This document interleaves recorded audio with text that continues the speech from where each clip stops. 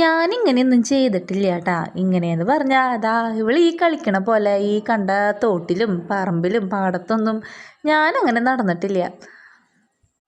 ചെറുപ്പത്തിൽ അങ്ങനെയൊക്കെ ചെയ്യാത്തതുകൊണ്ട് വലുതായപ്പോഴും എനിക്കിങ്ങനെ വെള്ളത്തിലൊക്കെ ഇങ്ങനെ ഇറങ്ങാനായിട്ട് എനിക്ക് ആകെ എന്തോ പോലെയാണ്. പ്രത്യേകിച്ച് ഇങ്ങനെ ഈ ചെരുപ്പൊക്കെ ഇടാണ്ടും ഇങ്ങനെ ഈ ഇതുപോലെയുള്ള ഈ പാടത്തിൻ്റെ സൈഡിലുള്ള വെള്ളത്തിലും തോട്ടിലും ഇങ്ങനെ പുഴയിലൊക്കെ ഇറങ്ങാനായിട്ട് എനിക്ക് എന്തോ കാലും എന്തെങ്കിലുമൊക്കെ കയറോ എന്തെങ്കിലും അരിക്കോ അല്ല മണ്ണിരിയോ അങ്ങനെ എന്തെങ്കിലുമൊക്കെ ഉണ്ടാവുമോ എന്നൊക്കെ ഭയങ്കര ടെൻഷനാണ്. അത് കാരണം ഞാൻ ഇത്രയും പ്രായമായിട്ട് ഞാൻ ഇറങ്ങിയിട്ടില്ല. പക്ഷെ എൻ്റെ മോളെ ഞാൻ ഇങ്ങനെ ഇറക്കൂട്ടാ. അവൾ ട്യൂഷൻ കഴിഞ്ഞ് വരുന്ന വഴിക്ക് ആ ഇറക്കത്തൊരു പാടമുണ്ട്. ആ പാടത്ത് ഇങ്ങനെ വെള്ളം പോണ കണ്ടപ്പോൾ വേഗം ചാടി ഇറങ്ങി. എന്നാൽ പിന്നെ ഇറങ്ങിക്കോട്ടെ എന്ന് ഞാനും വിചാരിച്ചു. നമ്മുടെ മക്കളൊക്കെ ഇങ്ങനെ പ്രകൃതിയോട് ഇണങ്ങി വളർന്നു വരുന്നതല്ലേ. അവരുടെ ഒരു ബുദ്ധി വികാസത്തിനും ആരോഗ്യത്തിനും ഒക്കെ നല്ലത്. അവരിങ്ങനെ ഈ പ്രകൃതിയോട് ഇണങ്ങി തന്നെ ജീവിക്കട്ടെ. ആള് ഭയങ്കര ഹാപ്പിയാട്ടാ.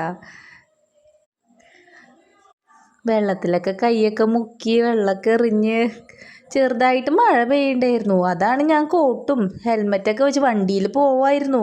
പെട്ടെന്ന് കണ്ടപ്പോൾ അങ്ങോട്ട് ചാടി ഇറങ്ങിയതാണ് ആള്.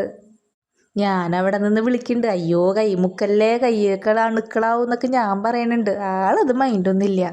അതൊക്കെ ഹാൻഡ് വാഷൊക്കെ ഇട്ട് കഴുകിയാൽ പോവില്ലേ. അവളുടെ ഒരു സന്തോഷം. അങ്ങോട്ട് കളിക്കട്ടെ.